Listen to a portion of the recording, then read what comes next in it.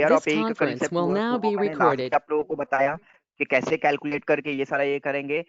अब जो चीज मैंने आप लोगों को लास्ट बताया था वो ये था कि बहुत सारे लोगों का ऐसा गलती है, ऐसा मिस्टेक है, जो सोचते हैं कि हम लोग जो टीडीएस काटते हैं वो सिर्फ और सिर्फ सैलरी के ऊपर काटते हैं।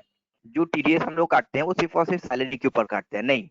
बहुत सारा ऐसा नेचर ऑफ पेमेंट होता है जिसके ऊपर हम लोग टीडीएस को काटते हैं। बहुत सारा ऐसा नेचर ऑफ पेमेंट होता है जिसके ऊपर हम लोग टीडीएस को काटते हैं। तो ये सारा नेचर ऑफ पेमेंट हमने यहाँ पे कुछ डिस्क्राइब किया है, और भी कुछ होता है डिटेल्स में, तो वो मैंने यहाँ पे नहीं दिया है। जो आप लोगों को टैली के लिए चाहिए वो मैंने दे दिया है। जैसे सैलरी का एग्जेम्पशन लिमिट और रेट ऑफ टीडीएस यहाँ पे नहीं दिया है, मैंने बता दिया था आप लोगों को। वो डिपेंड करता है हमारा कि हमारा इनकम टैक्स का लिमिट क्या है और हमारा कौन कौन सा स्लैब में जाके कितना इनकम टैक्स कटेगा, तो सारे को मिलाकर डिवाइडेड बाय 12 करके हमारा टीडीएस बनेगा। ये हो गया। सेकंड आता है अदर इंटरेस्ट। तो अंडर इंटरेस्ट में मैंने बताया था आप लोगों को कि interest other than interest on securities, government जो सिक्योरिटीज बॉन्ड लॉन्च करता है वो इंटरेस्ट छोड़कर अदर कोई भी इंटरेस्ट आपको मिलता है तो वो आपका इस सेक्शन के अंदर आ जाता है 194A के अंदर। बट अगर कोई इंटरेस्ट आपको मिलता है बैंक से, पोस्ट ऑफिस से या कोऑपरेटिव सोसाइटी से, तो वो 10,000 तक एग्जेम्प्टेड होगा। बट अगर बैंक, पोस्ट ऑफिस और कोऑपरेटिव सोसाइटी छोड़कर अदर किसी जगह से इंटरेस्ट मिलता है तो फिर वो आपका 5,000 तक एग्जेम्प्टेड होगा। और 5,000 एग्जेम्प्टेड करने के बाद उसके बाद हमारा जो अमाउंट है उसके ऊपर टीडीएस कटेगा। कितना परसेंट कटेगा? 10% कटेगा। देन थर्ड हमारा आ जाता है 194C। तो 194C को आप लोग स्टार मार्क कर लो, क्योंकि ये सेक्शन जो आप लोगों का है ये आप लोगों का इंटरव्यू के लिए बहुत इंपॉर्टेंट है। इंटरव्यू में आप लोगों का कुछ अकाउंटिंग पार्ट से क्वेश्चन आता है और मैक्सिमम जो क्वेश्चन आता है वो आप लोगों का स्टैट्यूटरी पार्ट से आता है। मैक्सिमम जो क्वेश्चन आता है वो आप लोगों का स्टैट्यूटरी पार्ट से आता है। स्टैट्यूटरी पार्ट से जो क्वेश्चन आएगा, मैक्सिमम क्वेश्चन आएगा जीएसटी और टीडीएस से।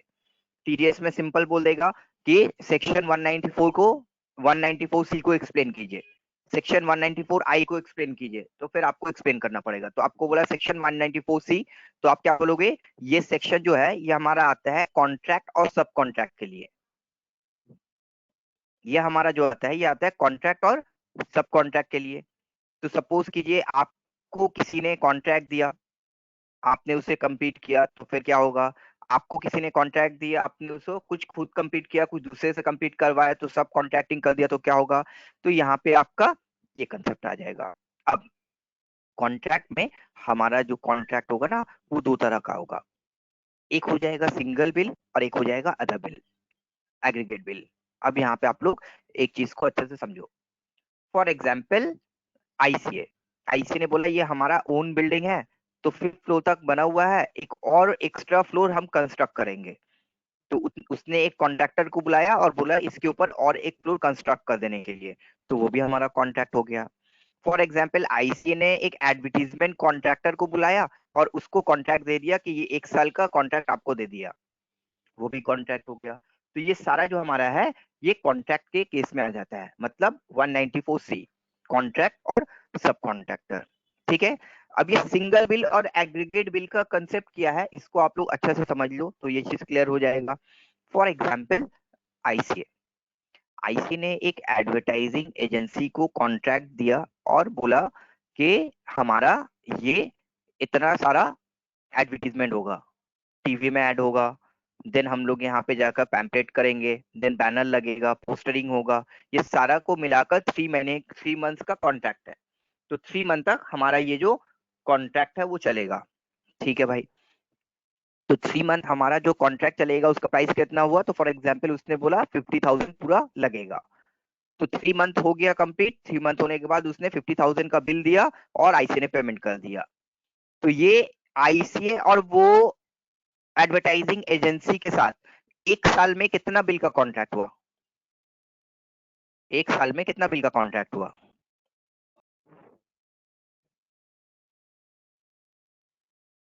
बताओ। 1 लाख। एक ही बिल का कॉन्ट्रैक्ट हुआ।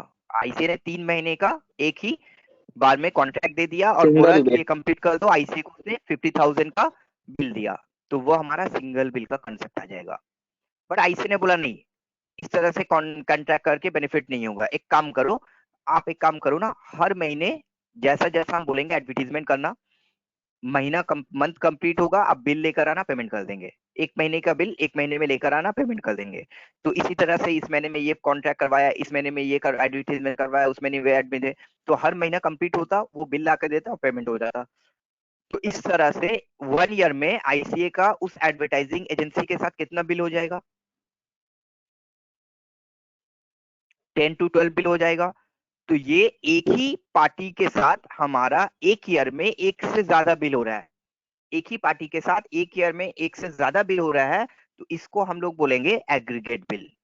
अगर एक कॉन्ट्रैक्ट के केस में ओनली, अगर एक होल ईयर में एक पार्टी के साथ एक ही बिल होता है, तो उसको सिंगल बिल में काउंट करेंगे। और अगर एक ही पार्टी के साथ एक से ज्यादा बिल आ जाता है, 2 बिल, 2, 3, 4 या 10 बिल हो जाता है, तो उसको फिर एग्रीगेट बिल के कॉन्सेप्ट में जाएंगे। और अगर सिंगल बिल होता है तो उसका एग्जेम्पशन लिमिट है 30,000, और एग्रीगेट बिल होता है तो उसका एग्जेम्पशन लिमिट है 1 लाख। तो एग्रीगेट बिल के लिए यहाँ पे ज्यादा दिया है और सिंगल बिल के लिए कम दिया है। अब आईसीए तो एक कंपनी है, ठीक है, उसका मैटर नहीं रखता है। आईसीए ने जिसे कॉन्ट्रैक्ट दिया है, आईसीए ने जिसे एडवर्टाइजिंग कंपनी को कॉन्ट्रैक्ट दिया है, वो कंपनी क्या है? कोई इंडिविजुअल या एचयूएफ है, या अदर देन इंडिविजुअल एचयूएफ है? कोई इंडिविजुअल है, एचयूएफ है, कंपनी है, फर्म है, क्या है? तो अगर वो एडवर्टाइजिंग एजेंसी इंडिविजुअल या एचयूएफ होता है, तो आईसीए उसको पेमेंट करने के समय 1% टीडीएस काटेगा। और अगर वो इंडिविजुअल एचयूएफ नहीं होकर कंपनी या फर्म या कोई और हो गया, तो फिर 2% टीडीएस काटेगा। ये एक पहला सेक्शन है जहां पे आपका पेई के ऊपर दो रेट ऑफ टीडीएस कटेगा, आइदर 1% और 2%, आइदर 1% और 2%। तो ये हमारा इस केस में कटेगा। अब आ जाते हैं 194H, कमीशन और ब्रोकरेज। तो कमीशन और ब्रोकरेज के लिए जैसा आप लोगों को मैंने बताया था कि फॉर एग्जांपल आप लोग किसी को कमीशन पेड कर रहे हो, या किसी को लैंड ब्रोकरिंग के लिए या फिर ऑफिस ब्रोकरिंग के लिए ब्रोकरेज पेड कर रहे हो, तो वो हमारा 194H टीडीएस के अंदर आता है। एग्जामिशन लिमिट कितना है? 15,000, और रेट ऑफ टीडीएस है 5%। तो ये हमारा सेक्शन 194H के अंदर आ जाता है। देन 194I के अंदर मैंने बताया था आप लोगों को रेंट। तो रेंट हम लोग दो तरह से यूज करते हैं, एक होता है rent on land building furniture, और एक होता है rent on plant machinery equipment. दोनों का एग्जामिशन लिमिट 2,40,000 एक साल का है। ये जितना भी एग्जामिशन लिमिट है, ये हमारा 1 ईयर का एग्जामिशन लिमिट है। ये जो भी एग्जामिशन लिमिट आपको दिखाया जा रहा है, ये 1 ईयर का एग्जामिशन लिमिट दिखाया जा रहा है। तो ये 1 ईयर का एग्जामिशन लिमिट है। अब rent on land building furniture अगर कुछ आ जाता है, तो उसके ऊपर रेट ऑफ टीडीएस 10% हो जाएगा। और rent on plant machinery equipment अगर आ जाता है, तो उसके ऊपर हमारा जो टीडीएस रेट हो जाएगा वो 2% हो जाएगा। और लास्ट हमारा आ जाएगा फीस फॉर प्रोफेशनल टेक्निकल और रॉयल्टी 194J। ये भी हमारा इंटरव्यू के लिए बहुत इंपॉर्टेंट है। इंटरव्यू के लिए 194C, 194J बहुत इंपॉर्टेंट है, और थोड़ा बहुत कभी कभी वो 194H और I के बारे में भी पूछ लेता है। तो फीस फॉर प्रोफेशनल टेक्निकल और रॉयल्टी। प्रोफेशनल कौन हो गया भाई? Doctor, lawyer, engineer, architecture. Very good. Teacher, doctor, lawyer, professor, engineer, ये सारे जो हो जाते हैं ना, ये हमारा चार्टेड अकाउंटेंट, कॉस्ट अकाउंटेंट, ये सारा याद रखो। चार्टेड अकाउंटेंट, कॉस्ट अकाउंटेंट, ये सारे लोग जो हो जाते हैं, ये हमारा प्रोफेशनल हो जाते हैं। टेक्निकल जैसे हमने बताया, इंजीनियर वगैरह टेक्निकल हो जाता है। और रॉयल्टी जो बुक वगैरह लिखता है ऑथर, उसको हम लोग बोलते हैं ऑथर, और उसको रॉयल्टी पेड किया जाता है। तो फॉर एग्जाम्पल आईसी के पास सीए फैकल्टी अभी नहीं है, तो उसने क्या किया, बाहर से एक कंसल्टेंट को हायर किया कि चलो आप जाकर के टाइमिंग 2 घंटे 3 घंटे का क्लासेस ले लेना, और हम आपको कंसल्टेंट बेसिस में पेमेंट कर देंगे। तो 184J के अंदर आ जाता वो। तो ऐसा कोई भी केस हो जाएगा कि मैंने चार्टर्ड अकाउंटेंट को बुलाकर ऑडिट कराया, मैंने कॉस्ट अकाउंटेंट को बुलाकर कॉस्टिंग करवाया, तो उसके लिए हमारा 30,000 तक का एग्जेम्पशन लिमिट है। और अगर वो 30,000 क्रॉस नहीं करता है तो नो टीडीएस, बट अगर वो 30,000 क्रॉस कर जाता है तो टीडीएस कटेगा, और जो रेट ऑफ टीडीएस होगा वो होगा 10%। तो ये हमारा सारा सेक्शन के बारे में यहाँ पे एक्सप्लेन किया। अब जैसा मैंने बताया कि जो भी एग्जेम्पशन लिमिट है हमारा, वो 1 ईयर का एग्जेम्पशन लिमिट है। 1 ईयर में अगर इतना क्रॉस कर जाएगा लिमिट, तो ही टीडीएस कटेगा, अदरवाइज नहीं कटेगा। तो अब आप लोग बताओ, यहाँ पे कोई कंफ्यूजन है? किसी को कोई कंफ्यूजन है तो बताओ। पहले यहाँ तक डिस्कस कर लेते हैं, फिर आगे जाएंगे। श्वेता, रिंकी, ब्यूटी, किसी को कोई डाउट? No sir. क्लियर है सब? Yes sir. हाँ सर। ठीक है, चलो अब हमें एक बात बताओ आप लोग कि कमीशन और ब्रोकरेज के ऊपर एग्जेम्पशन लिमिट कितना है? कमीशन और ब्रोकरेज के ऊपर एग्जेम्पशन लिमिट कितना है? 15,000। 15,000। 15,000। फॉर एग्जाम्पल, कुंदन ने आईसीए के साथ एक कॉन्ट्रैक्ट किया। आईसीए ने बोला कि हमारा जो प्रोडक्ट है ना वो हम डायरेक्टली मार्केट में नहीं सेल करेंगे, आप हमारा डीलरशिप ले लो, आप हमारा प्रोडक्ट सेल करना और हम आपको उसके बेसिस में कमीशन देंगे। तो ठीक है भाई, एग्री हो गया। तो अब कुंदन ने क्या किया, प्रोडक्ट सेल करना स्टार्ट किया। तो फर्स्ट टाइम का जो कमीशन बना वो बना 20,000। तो आईसी 20,000 का कमीशन कुंदन को पेड करेगा। तो अब क्वेश्चन आता है कि क्या आईसी टीडीएस डिडक्ट करेगा या नहीं करेगा? करेगा। करेगा सर। ये करेगा। तो आईसी टीडीएस डिडक्ट करेगा। अब क्वेश्चन आता है कौन से सेक्शन के अंदर जाके करेगा? 194A। 194 के एच। थ्रू करेगा। सेकंड क्वेश्चन आता है कि वो जो टीडीएस डिडक्ट करेगा, 20,000 का कमीशन पेड कर रहा है, 5% टीडीएस करेगा। ओके, कितने अमाउंट के ऊपर करेगा? 5,000। 5,000। 5,000 के ऊपर करेगा। बट नहीं, सारे लोग अब जो 2-4 पॉइंट मैं बताने जा रहा हूं उसको ध्यान देकर सुनो। यहाँ पे हमारा एक डिफरेंस है टीडीएस का। ऑब्वियस, हर एक नॉर्मल लोग क्या बोलेंगे कि 15,000 तक का एग्जेम्पशन लिमिट है, तो 20,000 अगर पेड कर रहा है तो 5,000 के ऊपर टीडीएस कटेगा। नो, सैलरी छोड़कर बाकी जितना भी आपका यहाँ पे सेक्शन और नेचर ऑफ पेमेंट दिया गया है, सबका रूल्स एक ही है कि अगर आप कोई भी ऐसा पेमेंट करते हो जो एग्जेम्पशन लिमिट क्रॉस नहीं करता है तो टीडीएस नहीं कटेगा। बट अगर एग्जेम्पशन लिमिट क्रॉस कर जाता है तो फिर टीडीएस कटेगा, और एक्सेस अमाउंट के ऊपर नहीं कटेगा, फुल अमाउंट के ऊपर टीडीएस कटेगा। अगर 15,000 का 10,000 का कमीशन देते हैं तो कुछ भी टीडीएस नहीं कटेगा। बट अगर 20,000 का कमीशन पेड करते हैं तो हमारा 5,000 के ऊपर नहीं, टोटल 20,000 के ऊपर टीडीएस कटेगा। Is it clear? आपको समझ में आया ये बात? Yes sir. तो हमारा कोई भी सेक्शन आ जाए उसके ऊपर टोटल अमाउंट के ऊपर टीडीएस कटेगा, एक्सेप्ट सैलरी। सैलरी अगर कोई इनकम 3 लाख अर्न करता है तो उसका 2.5 लाख के ऊपर टीडीएस नहीं कटेगा। एक्सेस जो बचा 50,000 उसके ऊपर ही 5% जो अमाउंट बनेगा उसको डिवाइडेड बाय 12 करके टीडीएस काटा जाएगा। अगर किसी का सैलरी टोटल 7 लाख है तो अप टू 2,50,000 कोई नहीं टीडीएस कटेगा। 2,50,000 टू 5 लाख, 2.5 लाख के ऊपर 5% कैलकुलेट होगा, और बाकी 5 लाख के ऊपर 2 लाख जो है उसके ऊपर 10% कैलकुलेट होगा। तो 10% और 5% मिला के जितना अमाउंट बनेगा उसको डिवाइडेड बाय 12 किया जाएगा और फिर हर महीने टीडीएस काटा जाएगा। तो रेट ऑफ टीडीएस और एग्जेम्पशन लिमिट जो है वो सैलरी के लिए अपनी जगह है, इनकम टैक्स के हिसाब से है, बाकी सबका यहाँ पे मैंने दे दिया। तो ये हमारा जो कंसेप्ट है ये मैंने यहाँ पे बता दिया। ठीक है, क्लियर है यहाँ तक? चलो Yes. अब हम लोग आ जाते हैं 3 इंपॉर्टेंट वर्ड के तरफ जो टीडीएस में बहुत इंपॉर्टेंट रोल प्ले करता है। तो 3 इंपॉर्टेंट वर्ड क्या है? Pan, tan, tin. Pan, tan, tin. अब पैन का फुल फॉर्म क्या होता है भाई? पैन Permanent का फुल account फॉर्म क्या number. होता है? Permanent account number. Very good. Tan का फुल फॉर्म क्या होता है? Tax deduction deduction. And collection account number.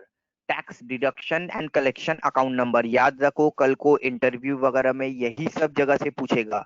सिर्फ और सिर्फ टैली में टैक्स के बारे में पूछता है। इवन टैक्सेशन से भी यही सारा क्वेश्चन पूछेगा, इनकम टैक्स की, जीएसटी, तो यही सारा चीज पूछेगा आपको। तो पैन का फुल फॉर्म होता है परमानेंट अकाउंट नंबर, टैन का फुल फॉर्म होता है tax deduction and collection account number, tin का फुल फॉर्म होता है टैक्स आइडेंटिफिकेशन नंबर या फिर टैक्स पेयर आइडेंटिफिकेशन नंबर। तो कौन कितना डिजिट का होता है? तो पैन नंबर जो होता है वो 10 डिजिट अल्फा न्यूमेरिक होता है। पैन नंबर जो होता है वो 10 डिजिट अल्फा न्यूमेरिक होता है, मतलब इसमें अल्फाबेटिक भी होता है और नंबर भी होता है। 10 जो होता है वो भी 10 डिजिट अल्फा न्यूमेरिक होता है, उसमें भी हमारा टेक्स्ट होता है और नंबर होता है, बट 3 जो होता है वो 11 डिजिट का होता है। अब ये पैन, टैन और टीन का क्या रूल है और ये क्यों यूज में आता है टीटीएस में, तो समझ लो। आईसीए एक कंपनी है, क्या आईसीए का पैन नंबर होगा, आईसीए का पैन होगा? हाँ Yes, sir. सर। हाँ सर. हर Yes, sir.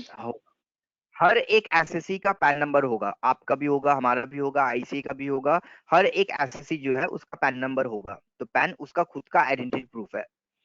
अब आईसीए कुंदन को जब कमीशन पेड करेगा तो वो टीडीएस काटेगा, बट क्या कोई भी पर्सन टीडीएस काट सकता है?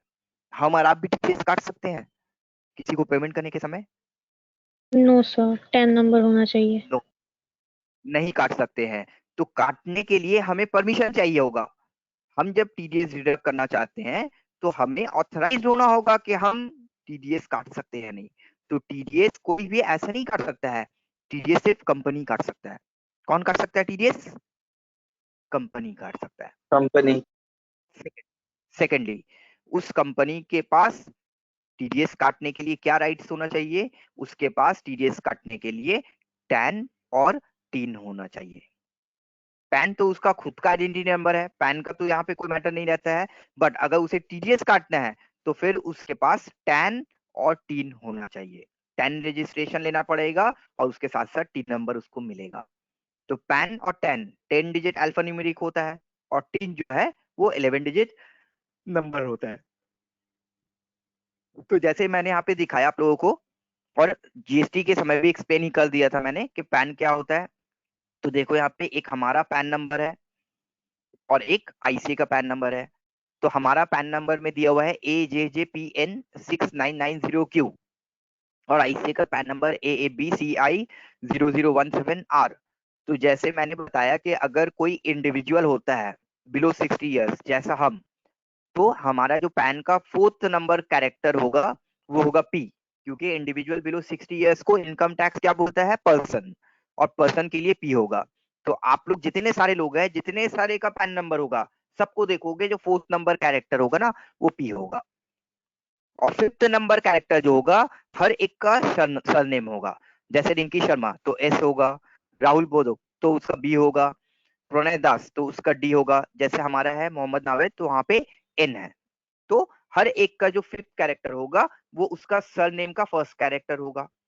बट अगर कोई कंपनी होगा, अगर कोई फर्म होगा, अगर कोई नेचुरल पर्सन नहीं होकर के आर्टिफिशियल पर्सन होगा, तो उसका नेम का फर्स्ट कैरेक्टर।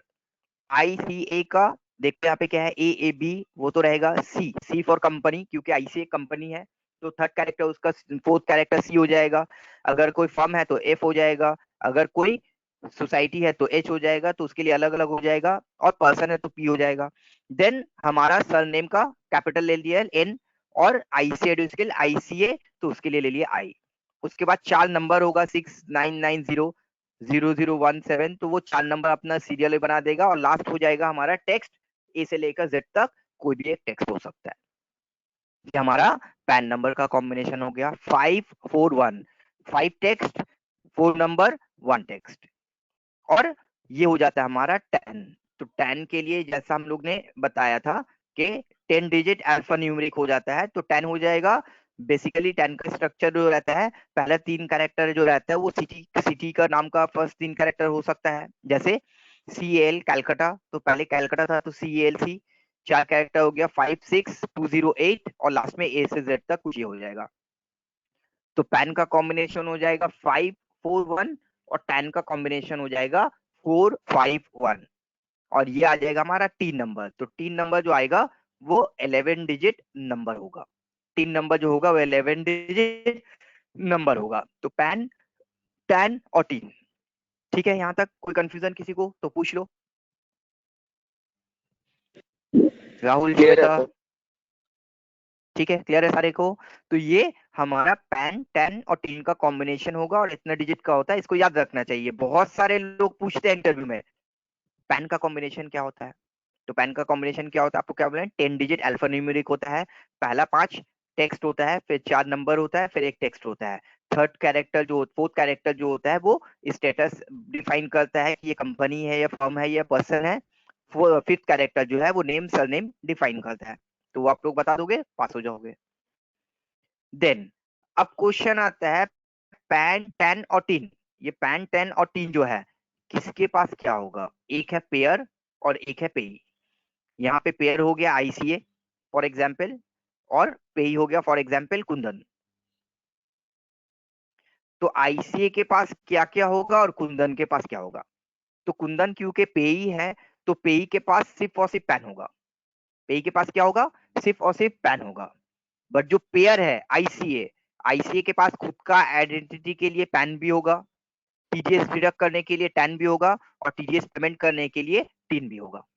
तो पैन, टैन और टीन तीनों होना चाहिए आईसीए के पास। और जो कुंदन पेई है उसके पास सिर्फ पैन होना चाहिए। देख लो, ये चीज समझ में आ रहा बात आप लोगों को? हाँ सर। यस। हाँ, तो ये हमारा बहुत इंपॉर्टेंट है। अब पैन का एक और इम्पोर्टेंट रोल क्या है पता है? पैन का एक और इम्पोर्टेंट रोल है कि अगर आप कमीशन कुंदन को पेड कर रहे हो 20,000 का, तो क्योंकि 15,000 एग्जेम्पशन लिमिट है तो आप उसके ऊपर टीडीएस काटोगे, पूरा 20,000 के ऊपर काटोगे। ओके, कितना परसेंट काटोगे भाई?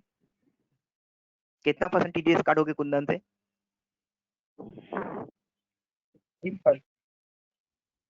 कितना परसेंट?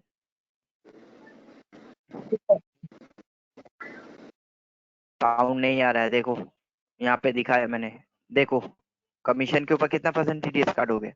5%। 5% टीडीएस काटोगे। बट कुंदन के पास पैन नहीं है, कुंदन के पास पैन कार्ड नहीं है, पैन नंबर नहीं है। तो पता है पैन कार्ड नहीं होने का कितना बड़ा पनिशमेंट है टीडीएस में? पैन कार्ड नहीं होने का पनिशमेंट टीडीएस में क्या पता है? कि रेट ऑफ टीडीएस जो है 5%, और पैन नहीं होने के कारण से 20%। तो देखेगा कि रेट ऑफ टीडीएस कितना है 5%, और पैन नहीं होने के कारण से 20%। तो दोनों में से जो हायर रेट होगा वो चार्ज हो जाएगा। तो यहाँ पे पैन नहीं होने के कारण से कुंदन से 5% नहीं 20% टीडीएस काट लिया जाएगा। समझ लो बात, कहाँ 5% कहाँ 20%। तो अगर कुंदन के पास पैन नहीं होगा तो फिर आईसीए जो है वो 20% टीडीएस काट लेगा।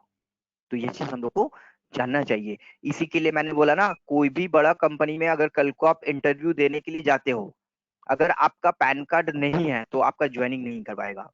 इधर वो होल्ड कर देगा, बोलेगा जाओ बना कर आओ तब हम ज्वाइनिंग कराएंगे, नहीं तो फिर आपको रिजेक्ट कर देगा, नहीं तो फिर आपको वो रिजेक्ट कर देगा। तो आपको बोला जाकर बना के आओ पैन कार्ड, तो क्या करोगे? जल्दी से जाकर के आईसी के बगल बिल्डिंग में जो यूटीआई बिल्डिंग है वहां पे पैन का एप्लीकेशन करोगे।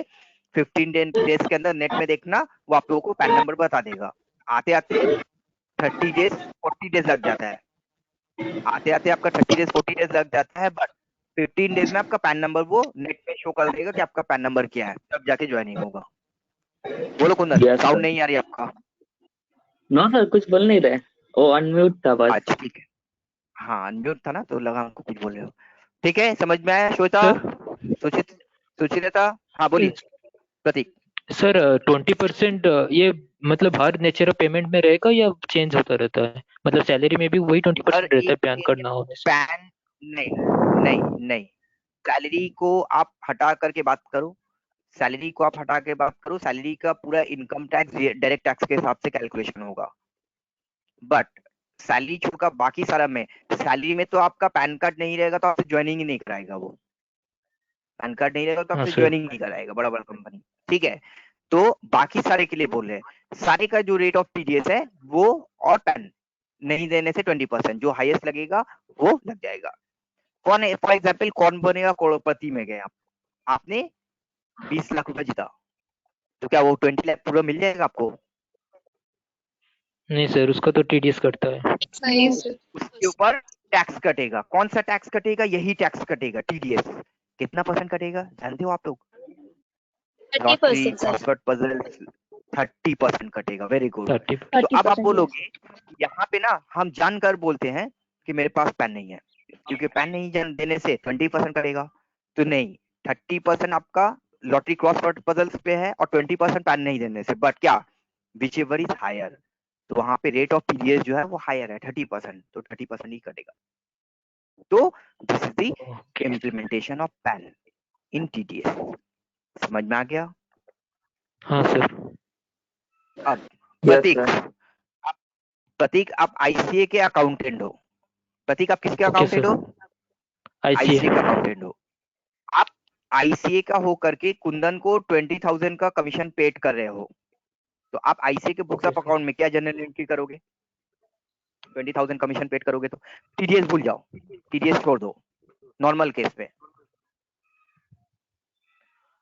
Commission account debited to Kundan account. Kundan को दे क्या रहे हो? Commission sorry. तो कमीशन दे रहे हो, तो कैसे कमीशन? क्या कुंदन को बोले कुंदन अपने आप को ले लो? क्रेडिट किसको सॉरी करोगे? सर। फिर से बोलो। Commission account debited to Kundan पे सॉरी। अरे कमीशन नॉमिनल एक्सपेंस है, कमीशन नॉमिनल एक्सपेंस है। नॉमिनल एक्सपेंस में पर्सन को क्यों इन्वॉल्व करेंगे?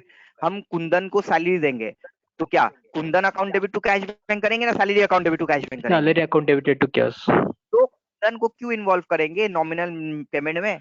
तो कमीशन तो नॉमिनल लेजर है, तो नॉमिनल लेजर में क्या करेंगे? Commission account debit to cash bank, account debited to cash और commission bank. Account debit to cash bank. But अगर टीडीएस पेड काट करके पेमेंट करना है, सारे लोग धुन सुन लो, अगर टीडीएस काट करके पेमेंट करना है तो फिर हमारा एंट्री जो है चेंज हो जाएगा। फिर हम कुंदन को इन्वॉल्व करेंगे, क्योंकि कुंदन जो है हमारा वो क्रेडिटर है, कुंदन हमारा पेई है, तो टीडीएस जो है वो कमीशन से नहीं काट रहे, टीडीएस जो है वो कुंदन से काट रहे हैं, हम पार्टी से टीडीएस काट रहे हैं। तो फिर हम लोगों को कुंदन को वहां पे इन्वॉल्व करना पड़ेगा। तो फिर क्या हो जाएगा? Commission account debit to Kundan to TDS on commission. तो इस तरह से हमारा एंट्री हो जाएगा। तो अगर आप कोई नॉर्मल पेमेंट कर रहे हो, तो नॉर्मल पेमेंट के केस में आपका काम ये होगा कि आप जो पेमेंट कर रहे हो उसको डेबिट कर दो, जिस चीज का पेमेंट कर रहे हो कैश और बैंक को क्रेडिट कर दो। बट अगर वो केस ऐसा है कि आप वो पेमेंट कर रहे हो टीडीएस काट करके, तब फिर टोटली डिफरेंट हो जाएगा। ये स्क्रीन आप लोगों को दिख रहा है जो मैंने 3 एंट्री दिया है? हाँ सर। हाँ, इसको आप लोग मैंगो जूस बनाकर, एप्पल जूस बनाकर, पाइनएप्पल जूस बनाकर ये सारा एंट्री को अपने अंदर पी लो, सो दैट आपके दिमाग में डाइजेस्ट हो जाना चाहिए वो। तो टीडीएस का बात जब भी होगा तो ये 3 एंट्री आपके माइंड में आएगा। सबसे पहले जब इंटरव्यूअर के पास जाओगे ना, तो इंटर पूछेगा what is the general entry of TDS, तो क्या बोलोगे? जनरल एंट्री ऑफ टीडीएस क्या होता है? तो पहला नंबर एंट्री बोल दो, entry number 1 TDS deduction entry और ड्यू एंट्री। जब कुंदन को पेमेंट कर रहा है आईसीए, जब कुंदन ने बिल लाकर दिया आईसीए को, तो that is called due entry. अब वो समय आईसीए का एंट्री करेगा। Expense account debit to party to TDS on expense. अब आप बोलोगे सर एक्सपेंस वर्ड क्यों यहाँ पे आ गया? तो आप तो जब इंटरव्यूअर को आंसर दोगे तो आप थोड़ी ना बोलोगे commission account debit to Kundan to TDS on commission, क्योंकि उसने तो ये नहीं पूछा कि कमीशन पेड कर रहे हो, उसने बोला कि टीडीएस का जनरल एंट्री क्या होगा। तो आपको एक कॉमन एंट्री बताना पड़ेगा जो हर एक जगह एप्लीकेबल हो जाएगा। तो वहां पे क्या बताओगे?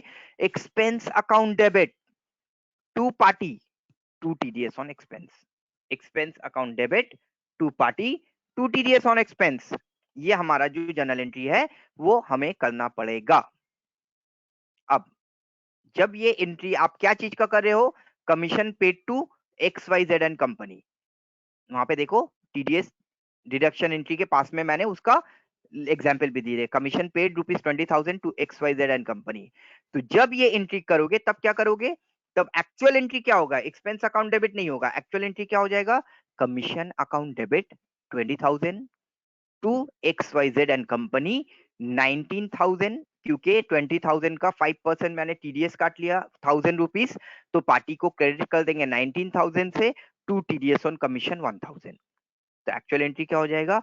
Commission account debit 20,000 to party 19,000 to TDS on expense 1,000। अगर इसके जगह हम इंटरेस्ट का पेमेंट कर रहे हैं तो क्या बोलेंगे? Interest account debit 20,000 to Shweta account to TDS on interest account, advertisement account debit to ABCD limited account to TDS on advertisement। तो ये हमारा TDS का डिडक्शन एंट्री हो जाएगा। समझ में आई बात सबको? Yes yes sir. कुंदन से आपने TDS काटा, अब तक पेमेंट नहीं किया कुंदन को, तो कुंदन ने बिल लेकर आया 20,000 का, बट बिल 20,000 का देने के बाद आपने बोला कुंदन को आपको 20,000 नहीं देंगे, हम 19,000 देंगे, 1,000 तो TDS काट लेंगे। कुंदन बोला ओके ठीक है। तो ये मैंने TDS काटा, काटने के बाद आप TDS काटने के बाद बाकी अमाउंट तो पेड करोगे ना कुंदन को, तो सेकंड एंट्री हो जाएगा, entry number 2, payment to party. TDS काटने के बाद जितना बैलेंस पार्टी का बन रहा है उसको दे दो, तो 19,000 पार्टी का बन रहा है तो 19,000 पार्टी को पेड कर दो। तो जब पार्टी को पेड करोगे तो सिंपल बात बोलोगे party account debit to cash bank 19,000, और 1,000 जो TDS काटा है उससे आप अपने पॉकेट में तो नहीं रखोगे, तो फिर उसको आप क्या करोगे, उसको आप गवर्नमेंट को पेड कर दोगे। तो payment of TDS on advertisement account debit, TDS commission account debit, TDS on rent account debit to cash of bank 1,000। तो एक एंट्री को हमको 3 एंट्री में डिवाइड करना पड़ेगा। पहले उसमें से TDS काटना पड़ेगा, फिर पार्टी का पेमेंट पार्टी को करना पड़ेगा, फिर TDS का पेमेंट TDS को करना पड़ेगा, गवर्नमेंट को करना पड़ेगा। ये बात समझ में आई? तो ये जो 3 Yes, sir. एंट्री है ना, ये बहुत इंपॉर्टेंट है, इसको अपने दिमाग में डाल लो। तो ये एंट्री जो है, अगर ये सारा चीज इंटरव्यू में आप बोल पाते हो तो हम गारंटी के साथ लिख कर दे देते हैं, कोई आपको रिजेक्ट नहीं करेगा। अगर इसका 50% भी आप लोग इंटरव्यू में बोल कर आओगे ना, TDS GST या फिर जितना मैंने पढ़ाया है, कोई आपको रिजेक्ट नहीं करेगा।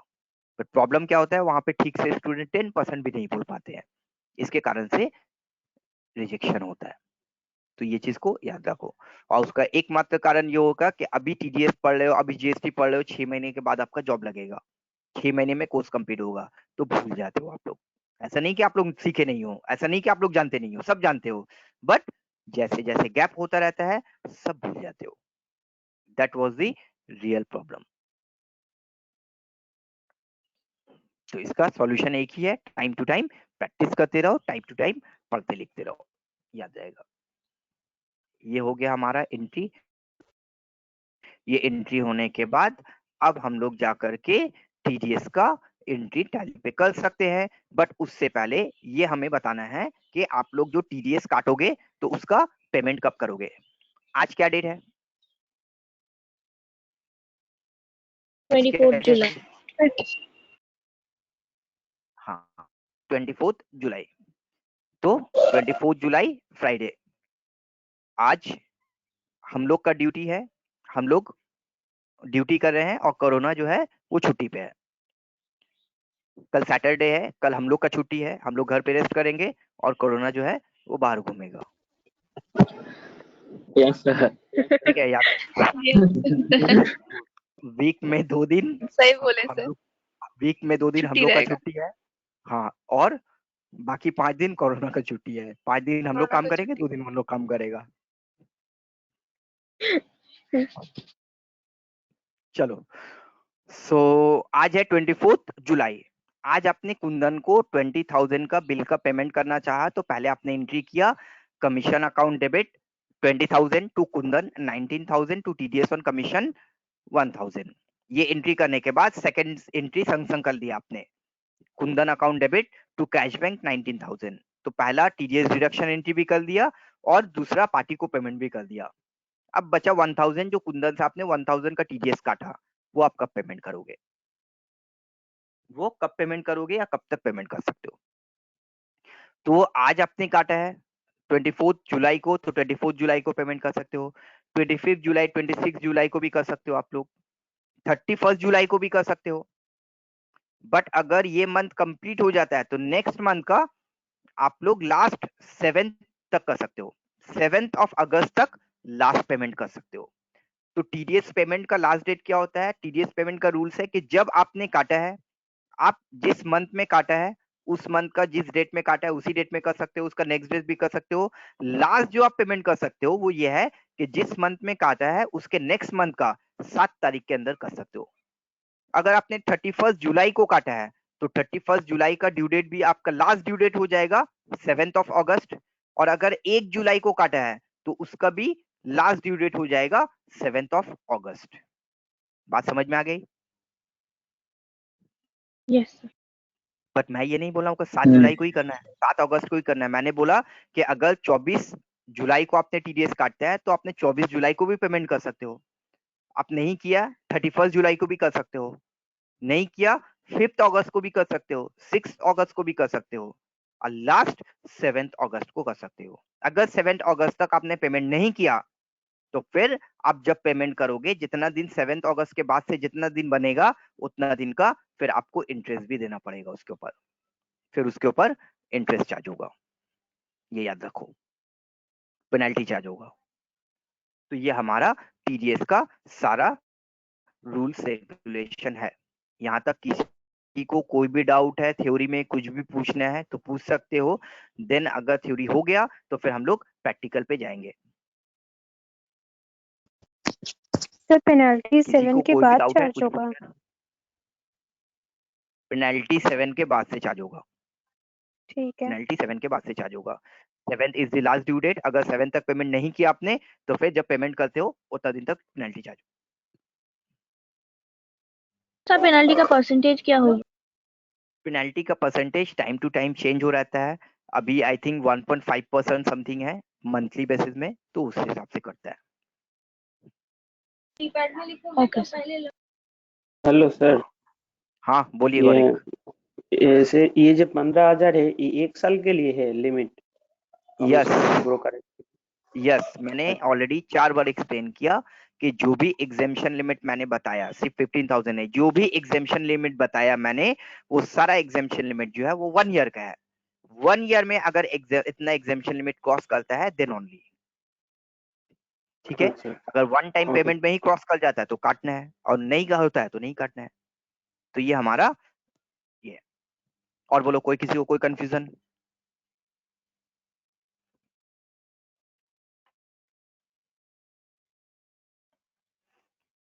नहीं है तो चलो कोई प्रॉब्लम नहीं है। ये जो मैंने कुछ एंट्री दिया है इसको नोट डाउन करो, फिर अब हम लोग टैली पे आ जाते हैं। ये एंट्री का स्क्रीनशॉट ले लो, ये आप लोगों का टीडीएस का फर्स्ट असाइनमेंट है।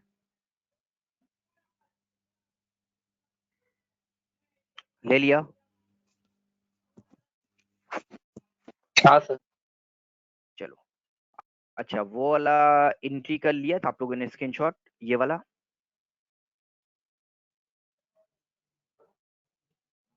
ले लिए ये सर। भी ले लो। यस। ले लिए ना? ठीक है। यस और कुछ लेना है? पेंटेंटीन वाला लेना है, ये भी ले लो।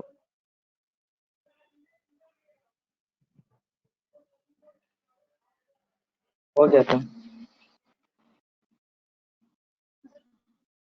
ठीक है, सारा हो गया। चलो अब हम लोग यहाँ पे एक्सेल को मिनिमाइज करते हैं, और एक्सेल को मिनिमाइज करने के बाद टैली को ओपन करते हैं। जीएसटी में आप लोग का टैली में कंपनी का नाम क्या था? Global solution. हाँ सर। Yes sir. ठीक है।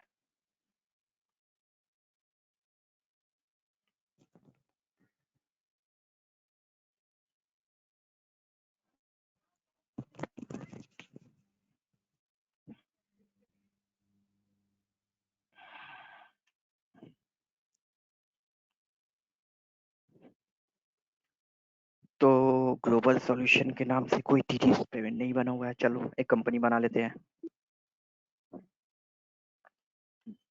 Create company.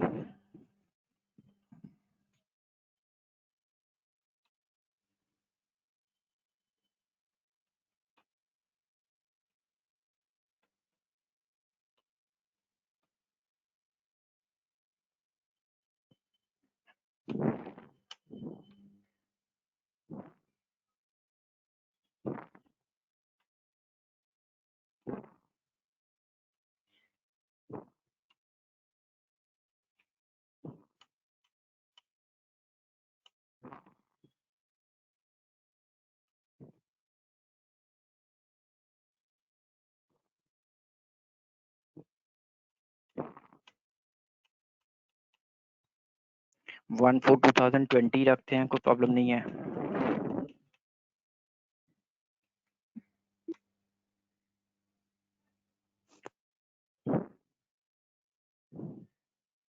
तो सबसे पहले हम लोगों ने कंपनी बना लिया। कंपनी बनाने के बाद एक बैलेंस शीट बना लेते हैं। Accounts info, ledger, multiple ledger का alter, all item, cash, all tab.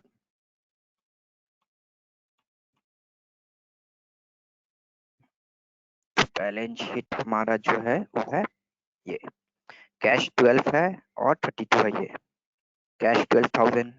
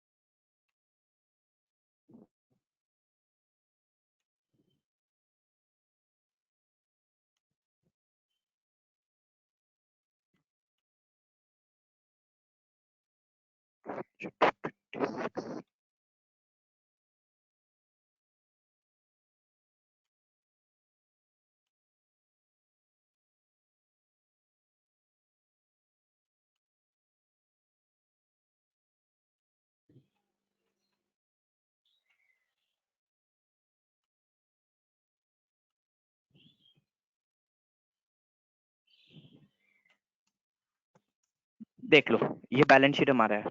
ठीक है, वहां पे तो असाइनमेंट ले ही लिया आप लोगों ने, तो बैलेंस शीट आप लोगों को मिल ही जाएगा। Yes sir. तो ये आप लोगों ने जाकर बैलेंस शीट बनाया।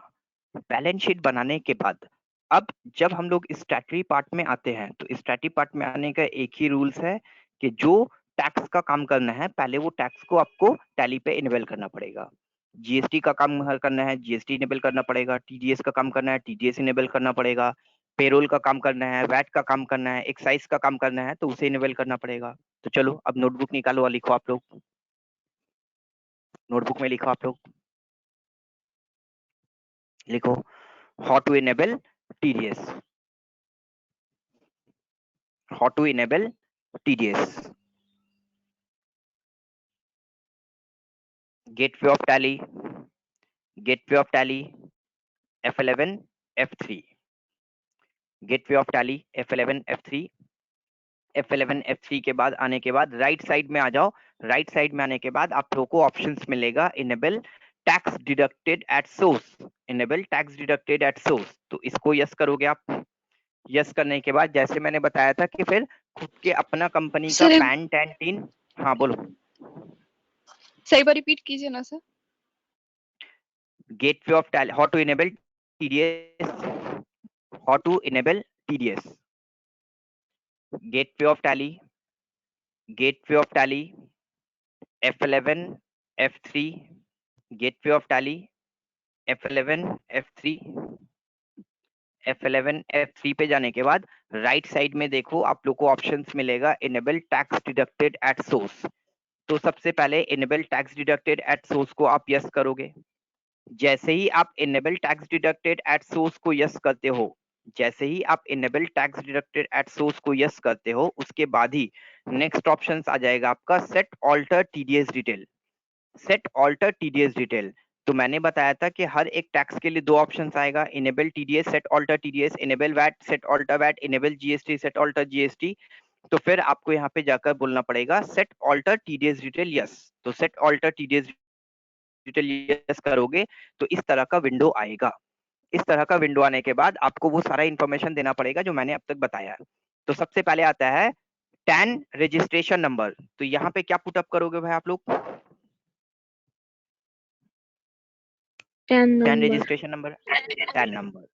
तो टैन रजिस्ट्रेशन नंबर में आप लोग टैन नंबर पुटअप करोगे। ओके, उसके बाद क्या आ रहा है सेकंड ऑप्शन? सेकंड ऑप्शन क्या आ रहा है?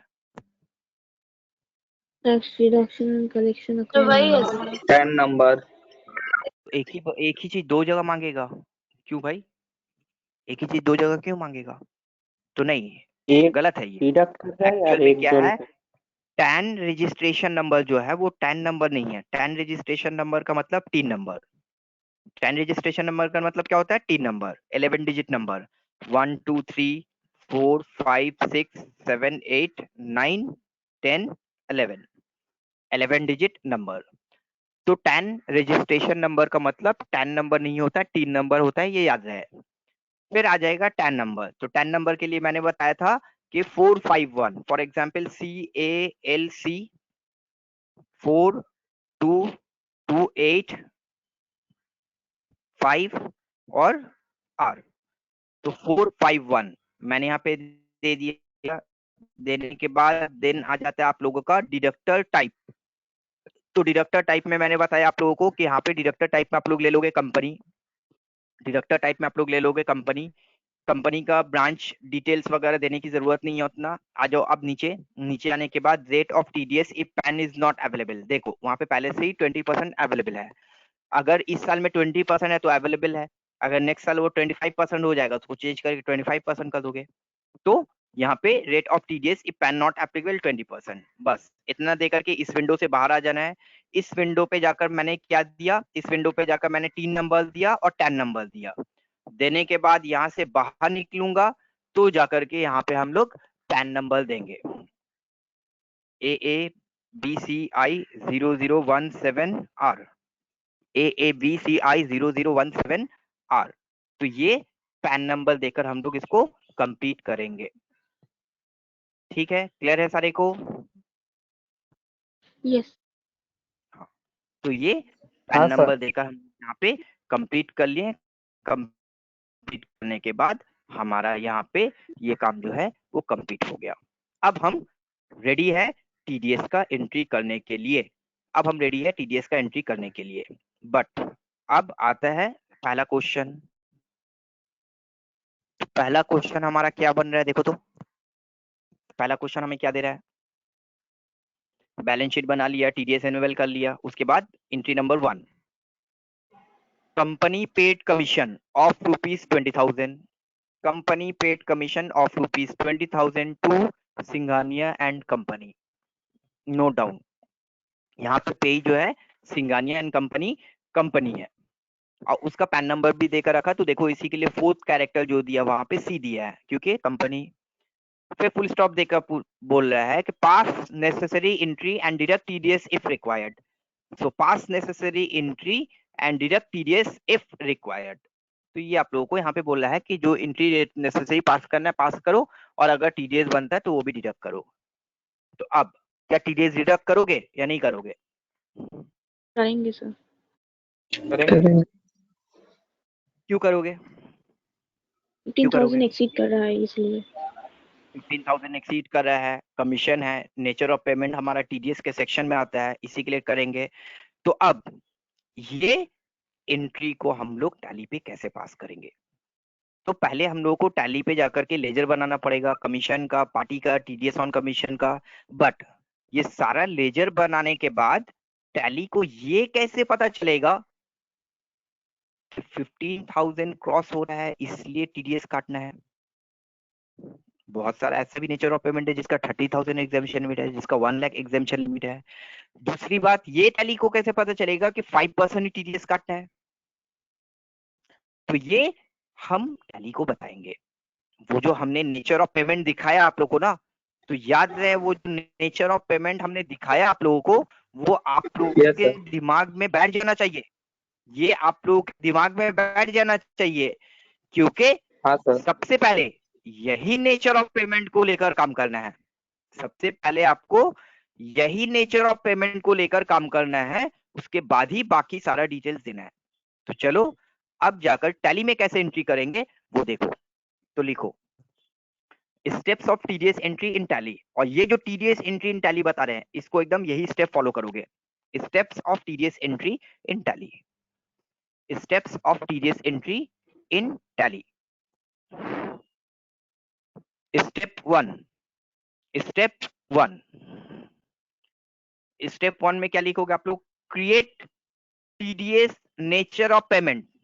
स्टेप 1 में क्या लिखोगे आप लोग जाकर? Create TDS nature of payment, create TDS nature of payment. सबसे पहले जाकर हम लोग क्या करेंगे? टीडीएस नेचर ऑफ पेमेंट बनाएंगे।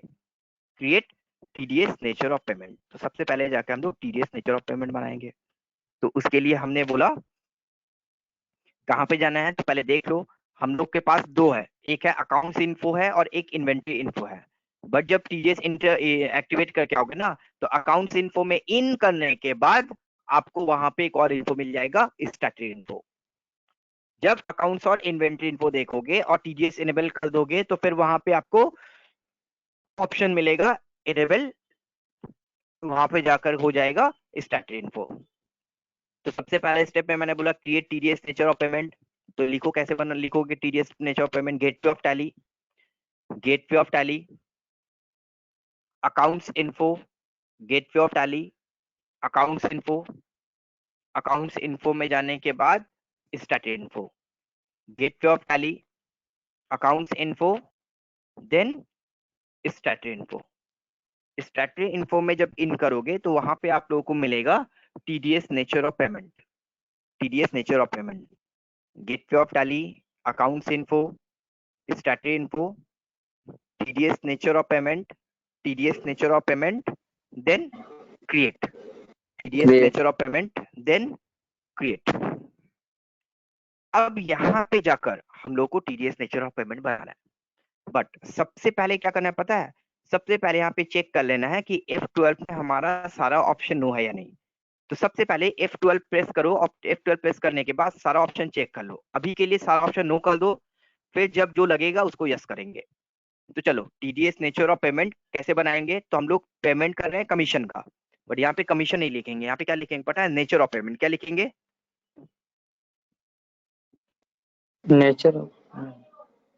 Nature of payment. तो नेचर ऑफ पेमेंट वहां पे क्या था? Commission of brokerage. Nature of payment वहां पे क्या था? कॉन्ट्रैक्ट। नेचर ऑफ पेमेंट वहां पे क्या था? Other interest. Nature of payment वहां पे क्या था? Rent on land building furniture. ये हो जाएगा नेचर ऑफ पेमेंट, पूरा टर्म वहां पे था। जो सेक्शन कौन 94, कौन सा सेक्शन के अंदर जाएंगे हम लोग? ये 194, 194 वेरी गुड। 194 पेमेंट कोड क्या हो जाएगा? पेमेंट कोड क्या हो जाएगा? पेमेंट कोड हो जाएगा 94H। पेमेंट कोड क्या हो जाएगा? 94H। Remittance code leave it blank, remittance code देने की जरूरत नहीं है। रेट ऑफ टीडीएस क्या है कमीशन ऑफ ब्रोकरेज का? 5%। 5%। और एग्जेम्पशन लिमिट कितना है? 15,000। तो टैली को ये पता चल गया कि कौन से सेक्शन के अंदर जाके काटना है, कितना लिमिट हो जाएगा उसके बाद काटना है, और कितना रेट ऑफ टीडीएस काटना है। ये सारा कुछ पता चल गया टीडीएस टैली को। यस यस तो ये नेचर ऑफ पेमेंट हम लोग को सबसे पहले बनाना है। ये नेचर ऑफ पेमेंट हम लोग को सबसे पहले बनाना है। अब क्या करना है? स्टेप 2 लिखो। Step 2, create required ledgers. Create required ledgers for TDS entry. Create required ledgers for TDS entry. 3 ledger बनाना है यहाँ पे। लिखो number 1 expense ledger, number 1 expense ledger, dash देकर लिखो अंडर इनडायरेक्ट एक्सपेंस। जो भी एक्सपेंस लेजर बनेगा वो अंडर इनडायरेक्ट एक्सपेंस बनेगा। Expense ledger under indirect expense. Number 2 TDS on expense ledger, TDS on expense ledger. TDS on expense ledger जो बनेगा वो चला जाएगा अंडर ड्यूटीज एंड टैक्सेस। वो जीएसटी में मैंने बता दिया, जो भी सारा टैक्सेस लेजर है वो ड्यूटीज एंड टैक्सेस, तो वो चला जाएगा अंडर ड्यूटीज एंड टैक्सेस। और थर्ड नंबर एंट्री हो जाएगा पार्टी। पार्टी ब्रैकेट में लिख दो creditor, party creditor under sundry creditor. Party जो भी है वो क्रेडिटर है और अंडर सन्ड्री क्रेडिटर वो चला जाएगा। तो चलो अब जाकर हम लोग ये 3 लेजर बना लेते हैं।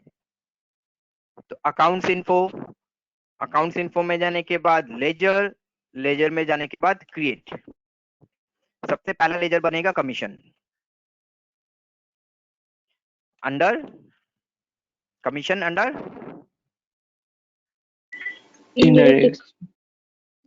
Indirect expense. आइदर वो कमीशन हो, आइदर वो इंटरेस्ट हो, आइदर वो एडवर्टीजमेंट हो, आइदर वो ऑडिट फीस हो, आइदर वो कोई भी नेचर ऑफ पेमेंट हो, अंडर इनडायरेक्ट एक्सपेंस। अब कैसे पता चलेगा ये कमीशन के ऊपर क्या रूल्स रेगुलेशन है?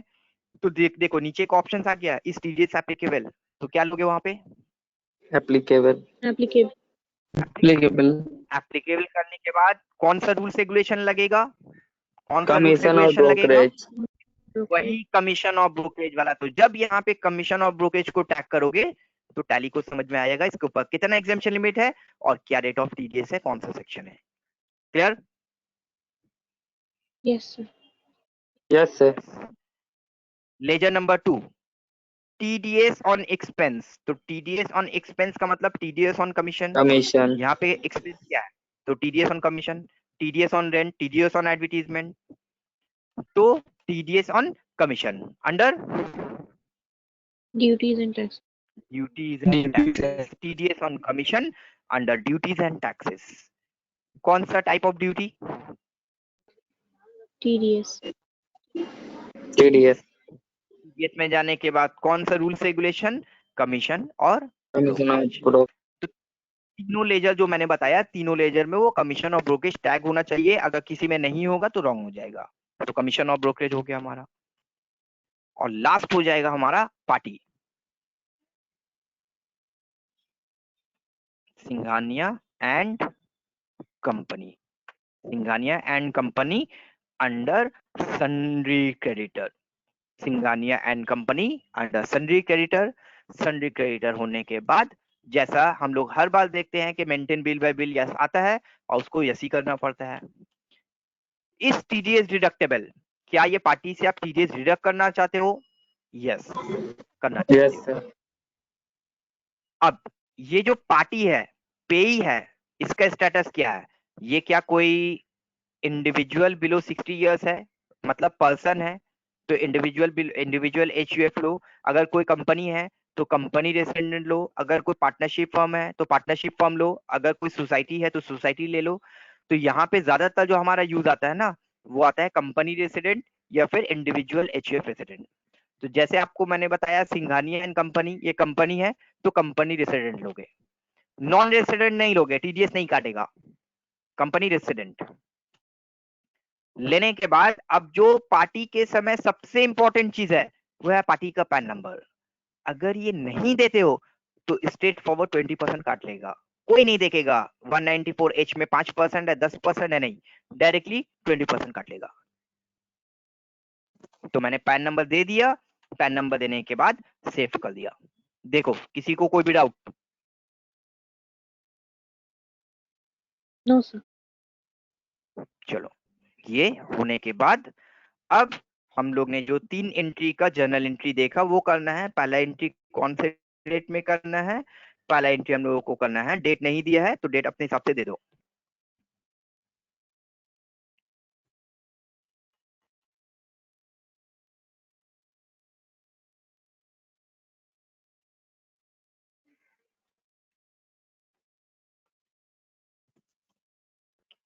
चलो यहाँ पे डेट मैंने दे दिया।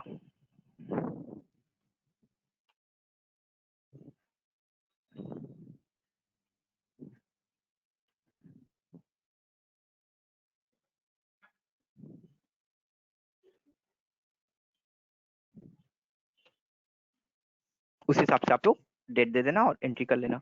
तो 1/5 का डेट दिया मैंने, तो चलो, तो पहला एंट्री जो हमारा होगा वो हो जाएगा जनरल वाउचर में।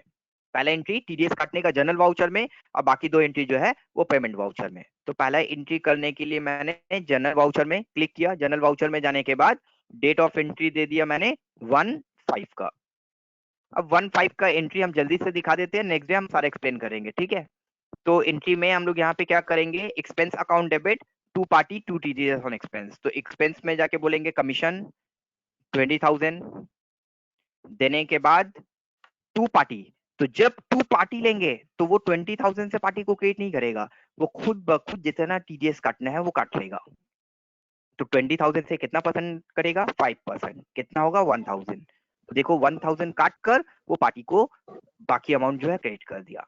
अब जब इंटर करोगे Yes, तो sir. विंडो आएगा, यहाँ पे न्यू रेफरेंस लेना है।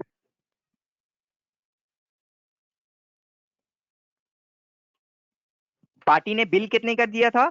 20 का, 19 का बिल नहीं दिया था, तो बिल 20 का था। बट क्या बिल हमने 20,000 पार्टी को क्रेडिट किया? नहीं, तो उसे हमने क्या काटा? टीडीएस। तो देख लो, पार्टी को हम 20,000 से क्रेडिट करेंगे न्यू रेफरेंस से, और फिर न्यू रेफरेंस से पार्टी से 1,000 का टीडीएस भी काट लेंगे। तो हमारे पास दोनों रिकॉर्ड होगा कि 20,000 का बिल था, 1,000 टीडीएस काटा, 20,000 का बिल था, 1,000 टीडीएस काटा। इसी के लिए मैंने 19,000 पार्टी को क्रेडिट किया है, और जो बाकी बचे 1,000 वो चला जाएगा टीडीएस ऑन कमीशन में। देख लो,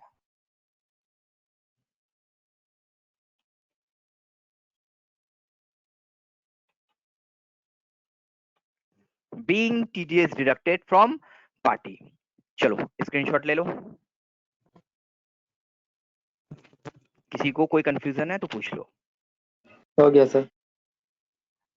तो ये एंट्री मैंने आप लोगों को दिखाया, ये एंट्री आप लोग करके रखना। अगर होता है तो तीनों का ही फर्स्ट एंट्री करके रखना, बाकी सारा एंट्री जो है वो नेक्स्ट डे में एक्सप्लेन करूंगा। ठीक है, ओके सर। चलो तो आज यहाँ तक ही। नेक्स्ट डे आप लोगों को सारा एंट्री दिखाऊंगा, तो आप लोगों को सारा कुछ जो भी लूप होल्स है वो एक्सप्लेन करूंगा। आज यहाँ तक ही करके छोड़ दो आप लोग।